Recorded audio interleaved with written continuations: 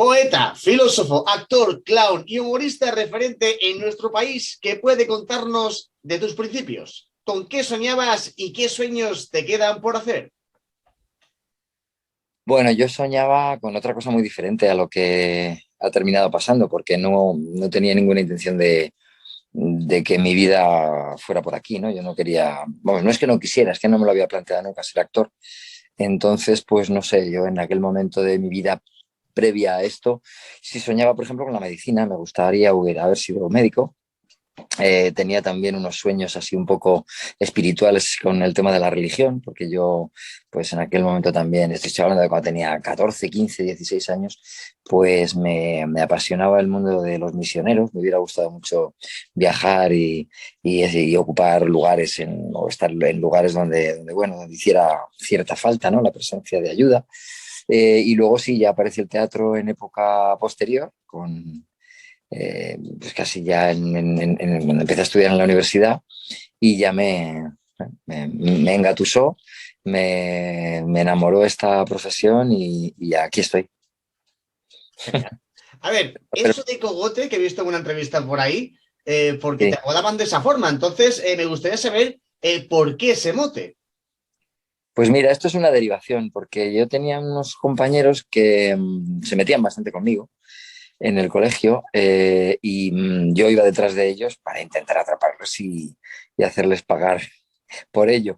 Y entonces, no sé si recuerdas que en aquel momento no habrías nacido, pero sí te acordarás del coyote, ¿no? Y Mm. de- del correcaminos. Bueno, había una cierta similitud en aquella situación porque yo corría detrás de mis compañeros y ellos huían y nunca les cogía. Entonces me llamaban el coyote y de coyote derivó a cogote.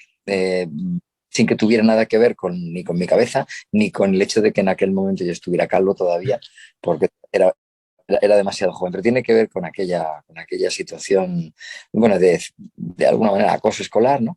Pero coyote derivó a cogote. Es así de tonto y de simple. A ver, ¿cómo es trabajar con José Mota, ya que hace no mucho hicisteis esa película García García? ¿Y cómo surgió la Sí. idea de trabajar juntos en esta película? La idea no es nuestra, la idea es de Ana Murugarren, que es quien ha dirigido la película. Y ella tenía un guión en el que había dos hombres que no se conocían de nada, pero que cuando se conocían pues empatizaban y ella sobre todo quería hacer una comedia. Y entonces pues nos llamó y nos preguntó a ambos qué nos parecía la idea de trabajar juntos. Nos conocemos hace muchísimos años, José y yo, hace muchos, pues prácticamente desde que empezamos a trabajar en televisión, pero esto qué es, en televisión española, pero nunca habíamos trabajado juntos. Entonces teníamos pendientes esa cita, ¿no? Ese encuentro y a ambos nos hizo mucha ilusión y teníamos muchas ganas bueno, pues de estar juntos delante de una cámara. No sé, quizá haya más ocasiones. Yo me he quedado y me consta que él también con un buen sabor de boca. Nos hemos divertido mucho y estoy seguro de que nos encantaría repetir a los dos, lo que ya no sé si habrá más oportunidades, porque si han pasado tantos años y no nos hemos encontrado y ahora sí, pues a lo mejor pasan otros tantos y en otros tantos yo creo que ya no voy a estar aquí. A ver, es que esto lo vi en una entrevista que también te hicieron, donde Sí, digamos que de una forma u otra dijisteis o comentasteis entre los dos de que a lo mejor se estaba cociendo algo entre vosotros. No sé si a nivel televisivo o no sé. Yo solamente me gustaría saber si hay algo ahora mismo ahí pendiente que esté, pues eso, a punto de salir. no hay nada. Tenemos carreras, bueno, paralelas y como buenas paralelas, pues no se juntan, ¿no? Salvo ha habido una excepción ahora y ha ocurrido. Que vuelva a ocurrir es algo circunstancial, que se estaba cociendo algo. No sé si en algún momento lo expresaríamos así, pero bueno, una cosa es que hables de posibles proyectos futuros y otra cosa es que en este momento haya algo en lo que podamos llegar a decir que se va a fraguar una futura colaboración. De momento no. De momento no hay nada, no por falta de ganas, sino porque en este momento no hay nada sobre la mesa, ni ninguna idea, ni ningún guión, ni ninguna propuesta. Vale. A ver, en Aida ganaste el premio Ondas a mejor intérprete masculino en ficción nacional. ¿Qué anécdotas puedes contarnos que hayan ocurrido en el set de rodaje? Pues la propia década que duró aquel periodo de nuestra vida fue una anécdota constante. Para empezar, yo creo que nadie esperaba tanto éxito. Estábamos, bueno, pues empezando a trabajar en una serie a la que vaticinábamos pues que, bueno, que podía funcionar bien, pero cuando vimos los resultados el primer día de emisión, yo creo que ninguno daba crédito a lo que acababa de ocurrir. Luego había que confirmar aquello y se fue confirmando semana a semana y año tras año. Yo creo que la anécdota fue, para mí desde luego al menos, el hecho de que la serie triunfara de esa forma y la serie y que se prolongara durante tantísimo tiempo, que bueno, pues y que muriera también, ¿no? Es decir, que muriera en un momento de buena salud, en un momento en el que todavía podía haber seguido. Yo creo que es bonito también, porque ha dejado un buen recuerdo en la gente y en nosotros. No, a pesar de los 10 años no llegamos a cansarnos. Y luego, pues, había momentos en los que la risa era imparable, no podíamos seguir, porque había una complicidad tal y un entendimiento que aquello se convirtiera en un juego constante. Cuando nos empezamos a relajar, y la relajación vino fundamentalmente eso, pues cuando ya se vio que la serie estaba encarrilada, que los personajes eran reconocibles. Pues recuerdo, por ejemplo, un momento en el que a mí yo estaba flanqueado por Mauricio Colmenero y por Luisma, y Chema estaba en medio, se estaban riendo, pues de qué se van a reír, ¿no? Si, pues se reían de mi falta de pelo. Yo creo que en aquel momento quería también tener una affair y bueno, pues empezaron a jugar con un peluquín que llevaba y no había manera de rodar aquello porque cada vez que nos mirábamos saltaba la risa. Ese tipo de cosas han pasado muchísimas veces y eso ocurre cuando estás muy cómodo con la gente y cuando no hay tensión y cuando te llevas muy bien. Ahí, bueno, yo recuerdo aquella serie como uno de los momentos más prolongados y felices de mi vida profesional. No lo olvidaré nunca. Para mí es la mejor serie que ha existido en España, también te digo. Bueno, no sé si tanto, pero desde luego buen recuerdo ha dejado y muy buenos momentos ha hecho pasar y sigue haciendo pasar porque por la calle la gente cuando me comenta a veces me dice, ¿no? Que buenos momentos pasa, que ha habido momentos en su familia, enfermedades, hospitalizaciones, que han sido más llevaderas gracias a la presencia de los personajes de Aida y de aquel Esperanza Sur que estaba pues constantemente, yo creo que intentando por lo menos dar alegrías, ¿no? Que era para lo que la serie estaba concebida, para que la gente se riera y lo pasara lo mejor posible. Además que hoy día se sigue transmitiendo en la tele, o sea que es como si todavía estuviese en auge. Sí, el otro día estuve con una chica, era chico de Chequia, y me dijo que había aprendido a hablar español cuando vino viendo la serie. Hay muchos casos también de eso, ¿no? De gente que no solamente ha aprendido a hablar la lengua, sino que ha aprendido pues, una cierta idiosincrasia nuestra, las bromas, los chistes, la forma de relacionarnos, los tipos o los arquetipos sociales. Y bueno, yo creo que quizá en unos años, no sé si demasiado, pero en unos años es probable que no solamente AIDAS, ¿no? Sino otras series se utilicen como forma de recurso para mostrar cómo éramos o de dónde venimos, porque yo creo que hay un auténtico estudio sociológico acerca de los personajes y de los tipos sociales del momento. Imagínate que hicieran un spin-off de lo que es el personaje que haces, que es Chema. De estas 4 situaciones, dime ¿Sí? cuál crees que pasaría. A ver. A, creando un negocio con Mauricio y peleándote con él todos los días por no pagar a los trabajadores. B, Buena esa. montando una ONG con tu hijo Fidel y presentándote a futuro alcalde. C, Esa también. el Luisma viviendo contigo y Soraya y Lorena llevando a la tienda porque de cada vez que sale de casa desaparece algo. O D, son los años 80 y tienes una banda con Aida, los mantecaos de Logroño. Yo creo que, fíjate que la que más interesante me ha parecido la primera. Eh, eh, Porque están ahí, en Mauricio y en Chema, están esas dos Españas retratadas que seguimos viviendo permanentemente, pero había una visión de esa división muy positiva, porque aunque ideológicamente no tenían nada que ver y eran absolutamente antagónicos, había mucho cariño. Había algo que impedía, yo creo que en el fondo se hicieran daño de verdad, ¿no?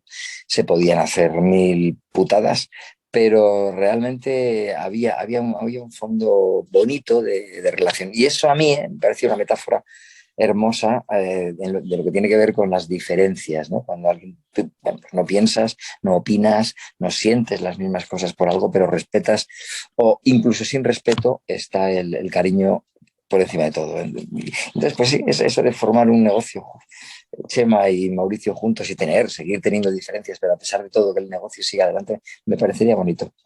Vale.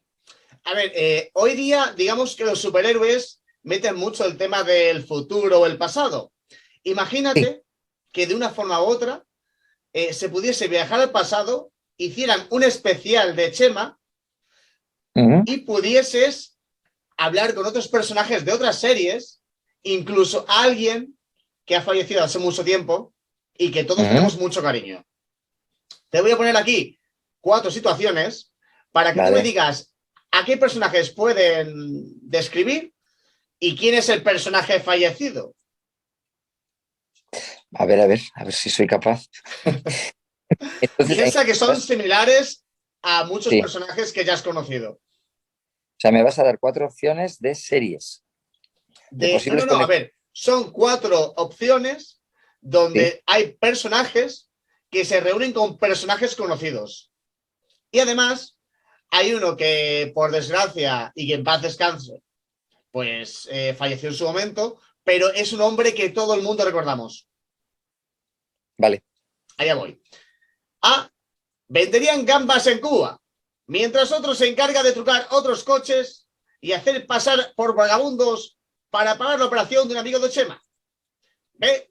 Se disfrazarían de los Vengadores, robarían un banco y se irían a Acapulco a disfrutar de lo trabajado. C.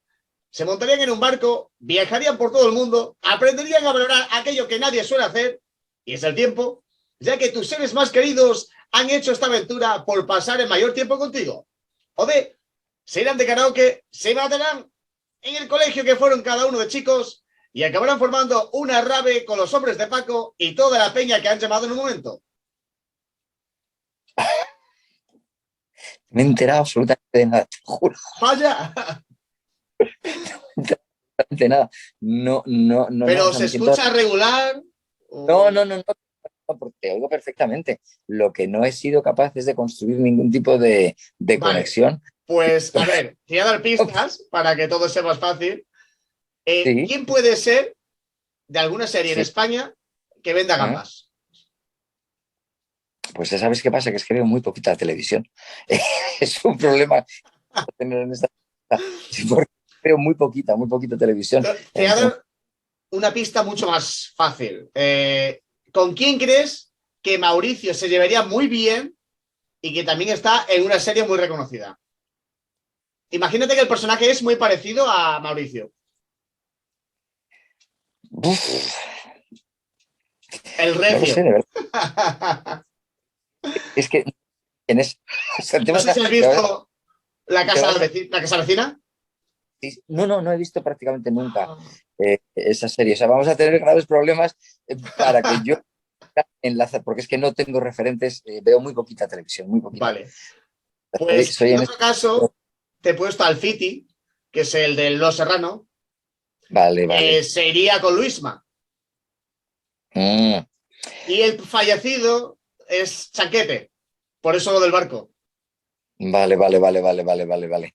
Pues hombre, sí, de Chanquete me acordaba y sé que existen esas series de Los Serrano también, pero no las he seguido, ni las tengo en la cabeza, ni tengo los nombres de los personajes. Te parecerá sorprendente, pero realmente es así. Veo muy poquita televisión, prácticamente nada. Entonces no tengo esos referentes. Soy un inculto absoluto en ese sentido. Vale. Siento dar tampoco en No, esto. no pasa nada. Cada uno sabe lo que puede. Cada uno dedica a lo que quiere, ¿no? A ver, ¿en qué serie o película que hayas hecho o no casting te hubiese gustado tener un papel principal? ¿En qué serie que haya hecho o película que haya hecho? No, me refiero, Haya imagínate hecho. que has hecho varios castings, o Sí, no, pero ¿hay sí. alguna película que te hubiese interesado por cualquier cosa ser el protagonista? No tiene por qué ser española, ¿no? No, Puede ser también. Mira, española me hubiera gustado muchísimo, por ejemplo, cualquier película de Berlanga. Eh, pues, por ejemplo, me hubiera gustado trabajar en El Verdugo, no sé si el protagonista o quizá el personaje que hace Pepe Isbert. Eh, y de película extranjera, pues me hubiera gustado mucho trabajar en El Padrino, por ejemplo. Algo que nunca ocurrirá, evidentemente, ni tampoco lo otro que he dicho anteriormente, pero son, bueno, pues son monumentos cinematográficos bueno, que uno no olvida y que necesita volver a ver recurrentemente, ¿no? de hecho, yo siempre he pensado que podrías haber hecho de Nostradamus. Bueno, quién sabe, puede ser. ¿Puedo explicar por qué? No sé, te veo y digo, me encantaría verte dramático y verte malo y agresivo, haciendo Bueno, cosas yo raras. en teatro lo frecuento bastante, ¿eh? O sea, lo que pasa es que el teatro no tiene esa capacidad de difusión que tiene la televisión o el cine. Pero en el teatro he hecho auténticos villanos, personajes que tienen bueno, pues no tienen un rasgo de comedia. Y bueno, pues me divierto mucho también. Lo que pasa es que en televisión siempre se acuerdan de mí para este tipo de personajes cómicos. Ahora mismo estoy grabando una serie en la que mi personaje no es cómico y este aspecto, esta barba tiene que ver con eso. O sea que ahí vas a poder ver, no a un malo, ¿eh? No es un villano, ni muchísimo menos, pero sí que hay que decir que no tiene nada de comedia el personaje. Pero en televisión siempre he hecho personajes relacionados en cierto modo con la comedia. Más allá de Eh, ahí. no te iba a preguntar por la nueva serie porque imagino que por contrato a lo mejor no puedes contar mucho, Bueno, pero puedo decir que ves La Caza, Guadiana, para Televisión Española, y que los guiones me fascinan, que estamos a mitad de periodo de grabación y que yo creo que está haciéndose una serie muy potente, con bueno, yo creo que visualmente va a ser muy bonita por los exteriores y el rodaje y por el tratamiento que se le está dando a la fotografía. Creo que va a ser, bueno, se está haciendo como si fuera una película. Ya, muchas series, ya la mayor parte de ellas yo creo que ya se ruedan como si fueran cine. Y luego lo que más me cautivó desde el principio fueron los guiones porque mm, son muy buenos. Hay unas relaciones y una serie de giros a lo largo de los capítulos que yo creo que la van a convertir en una serie, bueno, pues muy apetecible para la gente. vale. A ver, yo sé que musicalmente poco se ha hablado en otras entrevistas, así que si quieres puedes contarme tanto tus gustos ¿Sí? como en otros personajes que hayas estado, qué gustos crees que podrían tener. Mis gustos musicales van por... A mí me gusta mucho la música medieval. Y me gusta mucho, hay un instrumento que es mi favorito y que tiene que ver con mi apellido, cosa que descubrí después, no lo sabía, que es la vihuela. La vihuela es un instrumento del siglo XVI, plenamente español, que nació y murió aquí y que estoy aprendiendo a tocar ahora mismo. Entonces ahora mismo pues estoy escuchando bastantes piezas de vihuela, sobre todo para interpretar después las tablaturas que a veces pues son un auténtico galimatías, sobre todo cuando uno es tan torpe como yo, ¿no? Pero me gusta mucho ese tipo de música. Luego me gusta mucho también la música vocal, la polifonía vocal, me gustan los coros, y dentro de la polifonía, fíjate, me voy a remontar a pues a Tomás Luis de Victoria. Me gusta mucho en general la música antigua, a Palestrina, escucho también gregoriano. Ves que estoy un poco anclado, ¿no? En el pasado musical. Y respecto a personajes, pues, ¿qué música le podría gustar a Chema? Yo creo que la música que le gustaría, por ejemplo, a Chema es una música melódica, una música suave, una música romántica, una música que podríamos calificar en cierto momento pues de sosa, ¿no? O de moña para muchos. Desde luego no sería un tipo al que le gustara el heavy, para nada. Y probablemente tuviera algo que ver también con estos gustos musicales míos, ¿no? ¿Y qué más personajes? Pues podríamos, hablando de Filemón, pues yo creo que a él le debe gustar muchísimo a Filemón la canción del verano, yo creo que le debe gustar mucho. La canción que suene y que le permita moverse, pero no le daría demasiado más el coco para meterse en letras ni para meterse en recovecos musicales. Yo creo que una música simple y una música para bailar, para moverse cómodamente. Vale. A ver, en este caso a lo mejor pasamos a otro tipo de pregunta un poquito extraña, pero es que lo oí por ahí, me encantó tu forma de decirlo.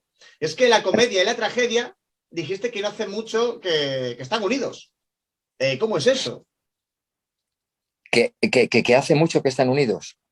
No, que no hace mucho que dijiste que la comedia y la tragedia están unidos. Si pudieses Sí, explicarme un poquito. yo creo que es evidente, ¿no? En la vida no hay una transición entre lo cómico y lo trágico, se suceden sin solución de continuidad. O sea, ocurre algo trágico, inmediatamente puede ocurrir algo cómico, sin que tú lo desees. En un funeral, en mitad pues, de un hecho muy luctuoso, puede ocurrir algo que de pronto despierta la risa. Y todos sabemos, de hecho, lo incontrolable que resulta la risa en los momentos trágicos. En la vida están fundidas la tragedia y la comedia. Puedes estar en un momento muy, muy divertido y de pronto pues, ocurrir algo que viene como un jarro de agua fría o como una auténtica desgracia, o que te comuniquen en ese momento la muerte de alguien querido, ¿no? Es en el teatro y en el cine donde nos hemos empeñado, digamos, en separar esos géneros, es decir, pues esto es una comedia o esto es una tragedia. Me parece bien porque es una manera de clasificar y, digamos, de no liar demasiado a la gente. Pero luego en ficción a mí también me gusta que se den ambos elementos o ambos géneros, que convivan perfectamente y poder pasar de una cosa a otra. Resulta muy sorprendente, de ahí, bueno, el nombre de tragicomedia, ¿no? Que podamos, la tragicomedia de Calixto y Melibea, por ejemplo, por poner ese paradigma de la literatura dramática, ¿no? Pues ahí nos encontramos con momentos muy divertidos, muy jocosos y con momentos muy trágicos en los que la muerte y la desgracia están constantemente presentes. O sea que yo creo que es artísticamente, creativamente, donde nos hemos empeñado en separarlas, pero en nuestra vida están presentes ambas a todas horas, desde que nacemos. Nacemos y nos ilumina una luz y al instante estamos llorando y nacemos, de hecho, con el llanto, pero inmediatamente, bueno, nos abrazan y vienen momentos de felicidad y así sucesivamente, pues en nuestra vida.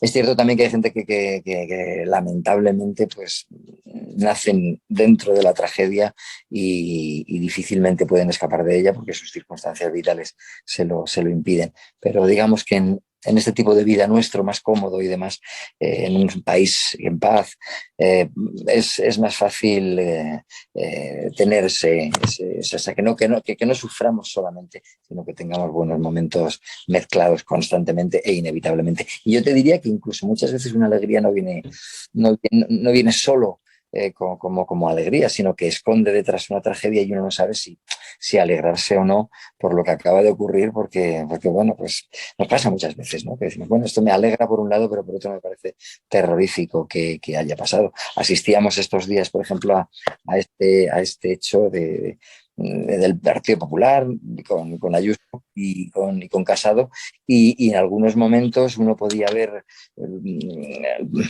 pues dado lo dramático y lo trágico de la situación, a veces daban ganas de reír, pero maldita la gracia que tenía lo que estaba ocurriendo para nadie, porque una cosa así no es nunca bueno para nadie, o quizá para los que sea bueno, pues se lo callen en ese momento, ¿no? Pero todo está mezclado. No sabes si reír o llorar cuando te encuentras muchas veces con las cosas. Es una hermosa amalgama, somos eso. En este ejemplo que has dado me ha encantado, porque es la clave. Porque al principio te ríes, porque dices tú, ¿cómo es posible que en un partido pase esto? Y además sea la primera vez que se chocan entre ellos. O sea, eso es la primera vez, ¿eh? Sí, Porque cuando algo. M. Rajoy hizo lo que hizo, nadie dijo nada. Ahora lo hace Ayuso, mal. Sí, sí, esta situación que estamos viviendo, porque todavía no se ha solucionado y creo que va a tardar en calmarse y en olvidarse, sí que ha marcado todo un hito, yo creo que no solamente en la historia del Partido Popular, sino en la historia de la política española. Es difícilmente recordable que además las discusiones pues han sido en directo, ¿no? Prácticamente. Las hemos estado viendo en comparecencias públicas de ellos mismos lanzándose los trastos a la cabeza. No ha habido medias tintas a la hora de decirse las cosas, no llegaban soterradas, no, ha sido una declaración o un estallido o una implosión del partido. Va a ser difícil olvidar esto y sí, a veces te hacía gracia por el hecho, pues te llevas la mano a la cara y dicen, pero será posible lo que estoy viendo, ¿no? Sorpresa, una cierta risa nerviosa, pero reconozco que luego, pues es una de las cosas más trágicas que le han pasado, no solamente al Partido Popular, sino que yo creo que a todos los ciudadanos, ¿no? Es muy triste ver cómo se enfrentan de esa manera y se despedazan y dan esa imagen de la política española. Totalmente. Pero bueno, si eso consigue que esta mafia se vaya del medio. Eso es absolutamente. Por muy Nostradamus que me veas, no, no nada. Bueno, a ver, tengo aquí dos supuestos prácticos Sí, donde si quieres, me gustaría cómo lo describirías cómicamente y dramáticamente. ¿Vale? Te pongo, vale. por ejemplo, el primer caso. Un niño no puede comer todos los días porque su madre se gasta el dinero en alcohol y drogas. ¿Cómo lo Y explicarías cómicamente y cómo lo explicarías dramáticamente? pues mira, yo digamos que una receta que podría ser de oro, ¿no? Para el tratamiento de los temas trágicamente y cómicamente, la tragedia la viviríamos desde el presente, desde contando en el momento en el que está ocurriendo qué es lo que está ocurriendo al niño, que no puede comer, verle sufrir y ver cómo su madre destroza su vida con las drogas y que eso le lleva pues, a no estar a la altura de las circunstancias y abandonar a su hijo, ¿no? Eso en el momento presente en el que está ocurriendo es absolutamente dramático y yo creo que incluso bastante difícil de resolver en tono de comedia. Ahora bien, si lo miramos con distancia, si nos alejamos de la situación y nos vamos hacia adelante y lo convertimos en un flashback, probablemente el niño ya podría estarlo contando con 35 años. Ahí ya desde esa distancia podríamos ver la comedia, cómo ha sido su vida después. Y ya no estaríamos sufriendo tanto porque estaríamos viendo al niño ya, digamos, como que se ha salvado de aquella situación terrorífica en la que vivió siendo niño. Con lo cual ya, si sabemos que tiene 35 y nos está contando eso, podría ser una especie de Lazarillo de Tormes que nos está dando sus desgracias a lo largo de la vida después de aquello que pasó. Pero como el Lazarillo tiene ese hallazgo de contar las cosas desde ya habiendo sido pasadas, pues en todo momento tú sabes que esa persona ha sobrevivido. Con lo cual ya hay un punto de esperanza que permite el jolgorio, permite la risa y permite que cuando le estrellan el jarro en la cabeza o cuando tiene que robar para comer, puedas estar riéndote, ¿no? Pero desde el propio presente, las situaciones, es lo que nos pasa también en la vida. Es decir, cuando algo te está pasando, es muy difícil que te puedas reír si es muy doloroso o muy trágico. Cuando ya ha pasado el tiempo y lo recuerdas, ya puedes empezar a bromear con ello y puedes empezar a jugar.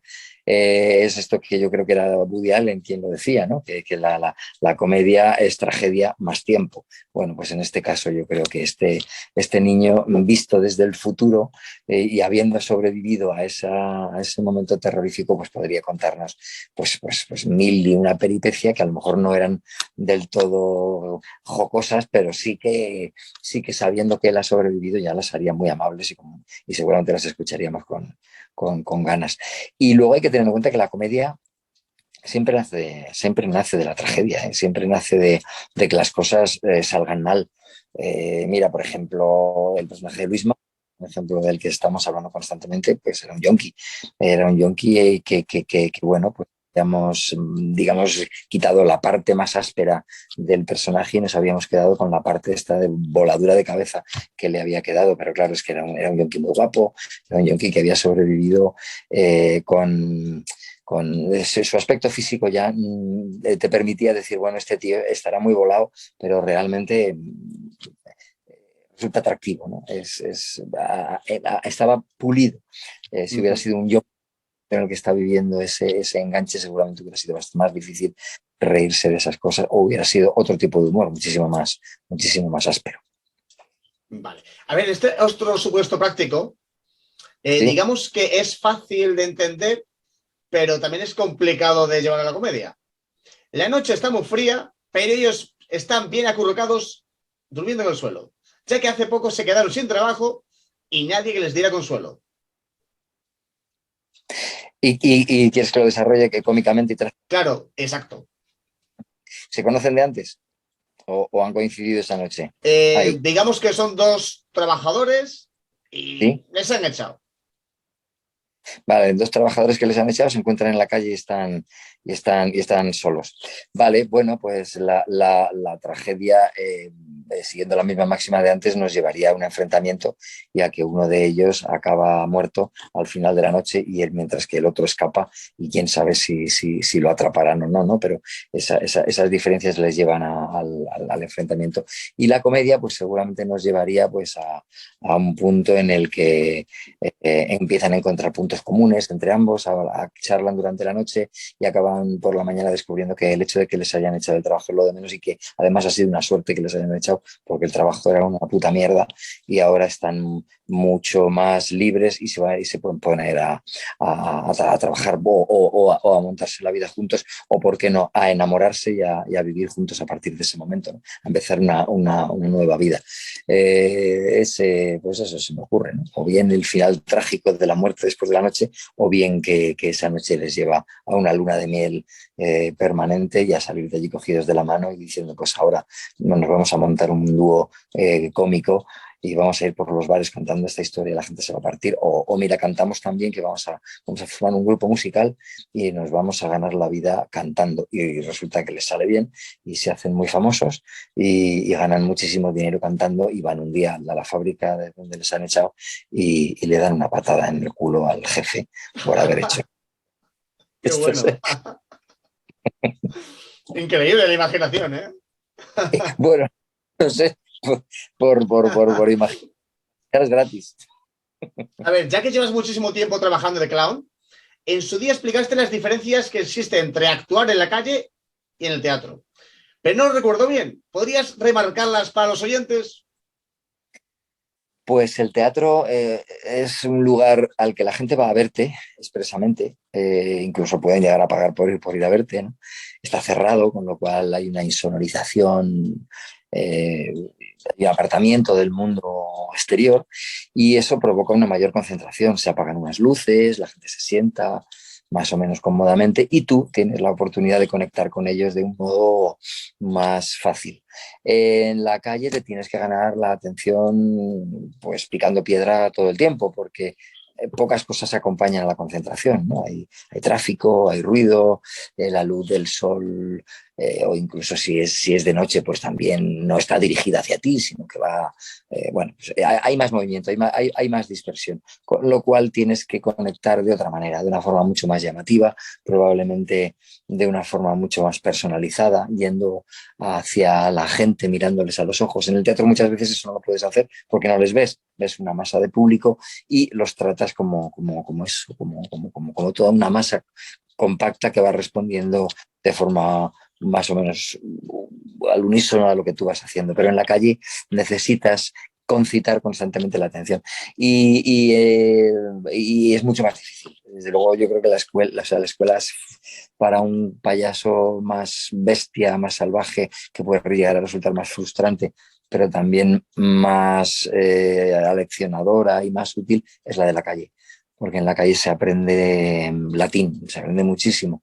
No puedes dejar pasar ni un segundo que el espectáculo se te caiga, tienes que estar permanentemente conectado, oyendo los distintos comentarios, por dónde vienen, por dónde van. Es mucho más complicado. El conseguir que el público te mire y te haga caso en la calle es muy complicado. En el teatro han ido a verte, en la calle se encuentran contigo y muchas veces no saben ni quién eres, ni qué haces, y entonces hasta que sintonizan, pues cuesta, ¿no? Tienes que ganártelos, cosa que en el teatro pues ya lo tienes de entrada porque han venido a verte. Vale. No sé si los espectadores opinarán igual, pero para mí eres el Keanu Reeves español, ya que igual que en vuestras acciones predominan bastantes cosas buenas, ya sea la bondad o el amor, ¿tienes algún recuerdo de la primera sonrisa o momento feliz que no hayas dejado de pensar? Tengo muchas sonrisas concretas en mi vida, en mi cabeza. Yo creo que es algo que colecciono. Me gusta, además, la cara de todo el mundo cambia tanto cuando sonríe que se producen verdaderas sorpresas, porque hay gente que no conoces de nada y que tienen un rostro serio y cuando de pronto sonríen parecen otros, cambian, tanto que de pronto empiezas a conocerles, ¿no? A partir de ese momento. Hay una frase muy bonita que me gusta mucho y es que la sonrisa es el camino más corto entre dos personas, ¿no? No hace falta hablar, no hace falta decir nada, simplemente dibujar esa curva en tu rostro y te acercas a esa otra persona. Y tengo, pues claro que sí, las sonrisas, no sé si no quedará un poco cursi decirlo, pero las sonrisas de mis hijos. La primera vez que te sonríe un hijo, eso es impresionante. Ya yéndome al lado más de la tragedia, pues la última sonrisa de mi madre, que pues esa me parece de las más hermosas para recordar y para no olvidar nunca, ¿no? Y luego, pues cuando estás con alguna persona y pues en este caso me voy a referir al momento amoroso, ¿no? Al momento de la conquista y demás, cuando hay una chica que te sonríe por primera vez en clase, por ejemplo, yo recuerdo una muchacha bueno, pues no nos conocíamos, empezaba el curso y se cruzaron las miradas y de pronto vi su sonrisa y el corazón se pone a latir. No recuerdo ni cómo se llamaba, porque no he vuelto a verla ni a saber nada de ella, pero son sonrisas que de pronto te abren un mundo, ¿no? Y ahí, bueno, pues esas tres te puedo poner como ejemplo, la de mis hijos, la de mi madre y la de aquella chica desconocida que no sé dónde andará, que un día me sonrió en clase y que ya no he vuelto a saber nada de ella. Qué Me queda bonito, su... pues esperemos que después de ver este vídeo esa chica responda. ¿Te imaginas? Es que ni sabrá que soy yo, porque éramos muy pequeños. Entonces, no creo que ni siquiera creo que ella le diera la importancia. A lo mejor ni siquiera me estaba sonriendo a mí, ¿sabes? A lo mejor estaba sonriendo y yo me hice esa ilusión, porque muchas veces en la vida lo que nos pasa no es lo que nos pasa, sino lo que creemos que nos está pasando, ¿no? Entonces, a lo mejor esa chica no me, no me estaba mirando y yo me he quedado el resto de la vida diciendo, ay, qué bonito fue aquello. Y no ocurrió. Estás junto a Jorge Machín y otros actores de gira con la obra de teatro Tartufo. ¿Qué puedes Sí. contarnos de ella para que cualquiera de los que nos esté viendo vaya corriendo a pillar las entradas para la próxima actuación? Pues mira, que tiene mucho de tragedia y de comedia, ya que estamos hablando de eso, ¿no? La parte trágica o la parte dramática, más que trágica, no llega a ser tragedia. Pero la parte dramática tiene que ver con el tema de la mentira, tiene que ver con el tema del engaño, tiene que ver con cómo necesitamos muchas veces en la vida creer en algo y eso nos lleva pues, a equivocarnos muchísimo, ¿no? Tartufo es un embaucador, es un mentiroso, es un tipo falso y lamentablemente desde que se escribió en el siglo XVII hasta ahora ha pasado mucho tiempo, pero nosotros hemos cambiado muy poco y sigue habiendo ese tipo de comportamiento. No digo ese tipo de personas porque creo que todos tenemos un poco de tartufos, todos engañamos, todos mentimos, todos intentamos muchas veces seducir y no solamente desde el punto de vista ya sexual, sino seducir a la hora de ir a trabajar, de conseguir un trabajo, de caer bien por el motivo que sea, y sabemos que estamos mintiendo y no siendo absolutamente sinceros. Y luego tiene una parte de comedia muy, muy divertida.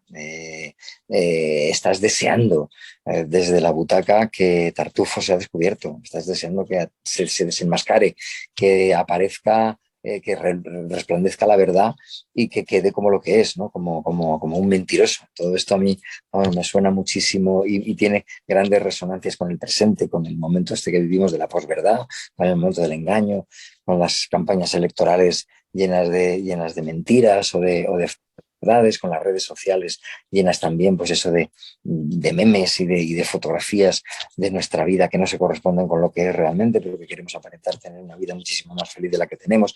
Estamos rodeados de mentiras. Yo creo que formamos parte de la mentira. Probablemente no seamos nada más los seres humanos que mentirijillas o mentiras muy gordas sueltas por el mundo, ¿no? En nosotros mismos.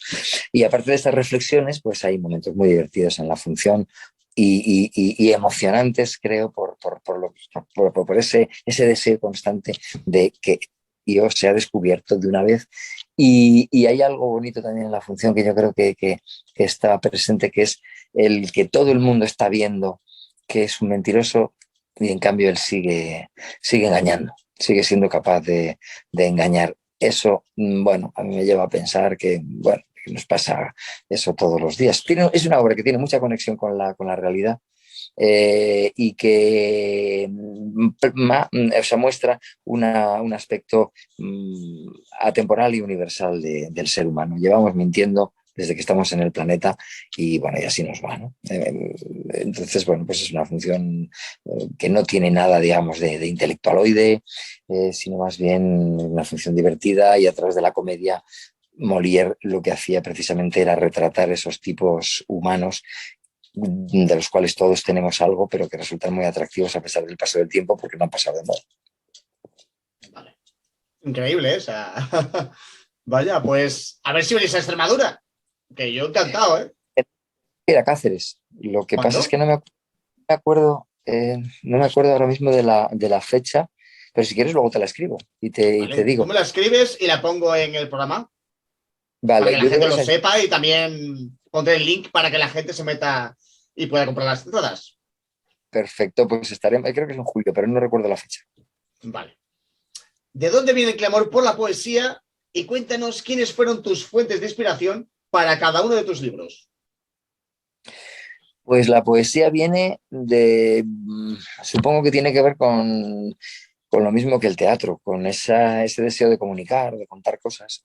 Creo que a todos nos gustan que nos cuenten historias y a mí me gustaba mucho que me contaran historias. Luego descubrí que me gustaba leerlas y entonces, bueno, pues el teatro fue una forma de encontrarme con el lado de aquel que las cuenta.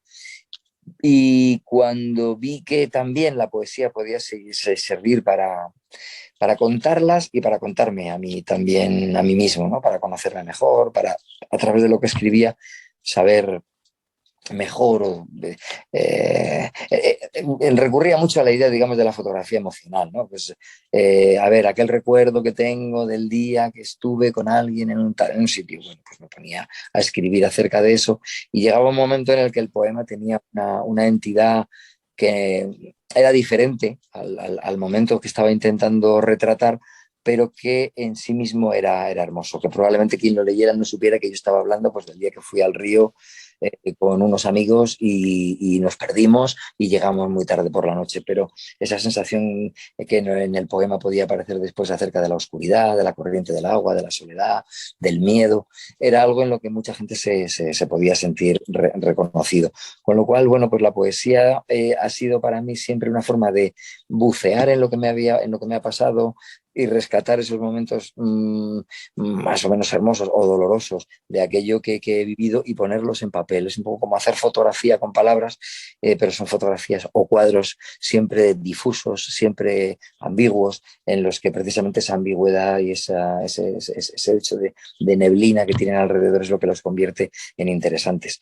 Y bueno, pues aparte de mis propios recuerdos, mis propias emociones, que empezaron a salir pues cuando escribía cartas a lo mejor de amor también, ¿no? O cuando en el colegio nos ponían a escribir una redacción sobre el tema que fuera, me empecé a dar cuenta del poder de la palabra, de la importancia que tiene cuidarlas, de la importancia que tiene conocerlas, de lo llenos que estamos de palabras, por eso quizá me gusta tanto leer, ¿no? Porque es una sed grande de palabras y de historias. Y recuerdo que empecé a querer escribir muy joven, muy pequeño, y más que joven pequeño, pues estaría yo en octavo de EGB, había un profesor en clase que se llamaba Don Tomás y él nos hablaba con verdadera pasión de la poesía y desde pues los inicios, ¿no? de la poesía castellana, con las jarchas o con el poema del Mío Cid. Bueno, él tenía tanta pasión que yo creo que nos la contagiaba y hacía que nosotros amáramos aquello. Y luego, bueno, pues viajando en el tiempo, pues llegábamos hasta los poetas ya más cercanos y más contemporáneos, como Machado, García Lorca, que lo estudiábamos, y empiezas a enamorarte y a darte cuenta de que aquello es un mundo por explorar. Y con estos poetas, con León Felipe también me empecé a escribir. Y luego, bueno, pues ya más tarde ya he ido conociendo poetas más, digamos, cercanos en el tiempo o más contemporáneos, como José Hierro, como Claudio Rodríguez, Ángel González.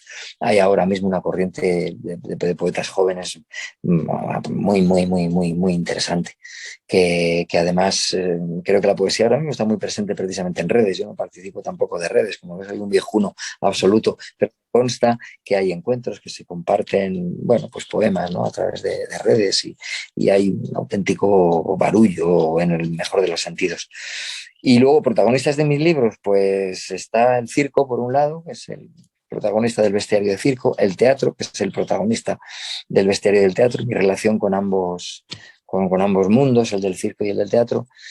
Y luego, pues hay un poemario dedicado a mi padre, cuando murió, otro poema dedicado pues a mis experiencias, digamos, con el amor, ¿no? Con ese sentimiento tan universal y que mueve realmente el mundo. Y hay otro libro en el que exploro o intento explorar el silencio, hablar de qué es el silencio, para mí, a través de la poesía, no a través de la filosofía ni a través de pensamientos profundos, sino la importancia del silencio, la importancia de escuchar, la importancia, porque las palabras no podrían escucharse si no hubiera silencio entre ellas, de la misma manera que muchas veces también el silencio sirve para conectarse con alguien muchísimo más profundamente que las propias palabras. Bueno, ese es un libro que se titula Silenciario y luego hay un libro que tiene bueno, una recopilación de poemas que llevaba escritos durante muchísimo tiempo y que acabaron formando una familia y que viajan juntos ahora por el mundo. Y ahí hay poemas de todo tipo, ahí no hay un tema determinado. Ahí lo que hay yo creo que es bueno, pues una colección de poemas que de lo que hablas de mi gana, de mi deseo de compartir lo que vivo. Vaya, pues te has profundizado. Increíble. Me pasa Digo, a un lo poco. mejor me cuenta alguna cosa, pero. A ver, yo no sé si te acordarás de algún verso, o de algunos versos, mejor dicho, o si quieres relatarnos alguno, De, encantado de de, escucharte. míos. Sí, claro. Míos no, si puedo levantarme, ir a por un libro y leer algo, pero de memoria yo no me sé nada mío porque no, no me dedico a aprendérmelos. Pero voy en un momento y te traigo un libro y leemos Estupendo. algo.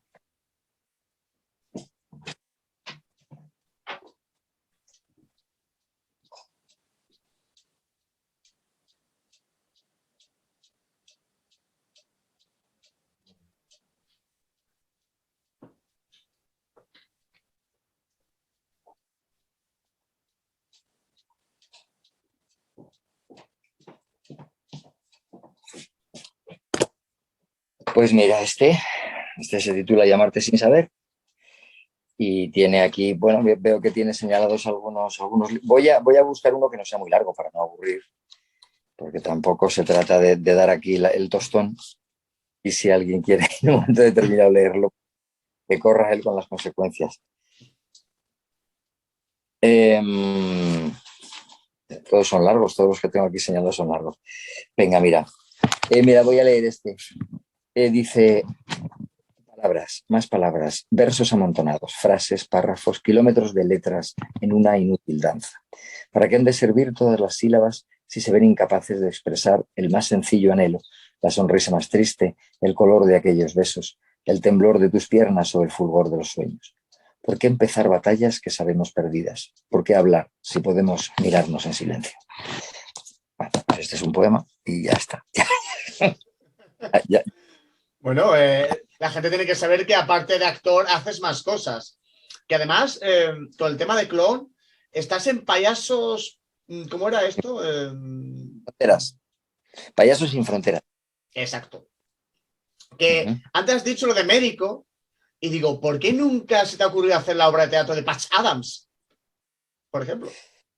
Bueno, alguna vez sí que he pensado hacer algún documental relacionado con el trabajo de Payasos sin Fronteras.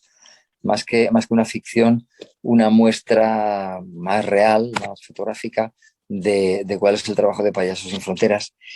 De cara, pues yo creo que cuál sería el objetivo, pues mostrar que si un payaso o si los payasos y payasas somos capaces de solucionar o de mejorar en cierto modo algunas cosas, pues que no podrán hacer los realmente poderosos, ¿no? O la gente que realmente tenga capacidad para cambiar las cosas de raíz.